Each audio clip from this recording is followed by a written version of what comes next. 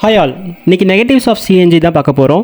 So first point என்னென்னு பார்த்தீங்கன்னா, இதில் வந்து லிமிட்டெட் ஃபியூயல் ஸ்டேஷன்ஸ் தான் இருக்கும் நம்மளுக்கு சிஎன்ஜியில். ஸோ நீங்கள் ஃபுல் சவுத் சைட்லலாம் போனீங்கன்னா தமிழ்நாட்டில் உங்களுக்கு ஃபியூலிங் ஸ்டேஷன்ஸ் கம்மி தான். அண்ட் சிஎன்ஜி பார்த்தீங்கன்னா நம்மளுக்கு பூட்டில் ஸ்பேஸை கம்மி பண்ணிடும். ஸோ இது வந்து லார்ஜர் அண்ட் ஹெவியராக இருக்கிறதுனால ஸ்பேஸ் நம்மளுக்கு கம்மி ஆகிடும். அண்டு சிஎன்ஜி பையிங் காஸ்ட்டு பார்த்தீங்கன்னா ஹையராக இருக்கும் பெட்ரோலை கம்பேர் பண்ணும்போது. அண்டு பர்ஃபார்மன்ஸும் பார்த்தீங்கன்னா பெட்ரோல் கம்பேர் பண்ணும்போது இது வந்து லிமிட்டடாக தான் இருக்கும் நம்மளுக்கு.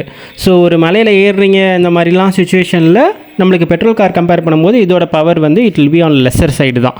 ஸோ சிஎன்ஜி டேங்க்ஸ் பார்த்தீங்கன்னா ஒரு ஹை ப்ரெஷரில் ஆப்ரேட் ஆகும். அதனால் ரெகுலராக இன்ஸ்பெக்ஷன்ஸ் இது வந்து தேவைப்படும்.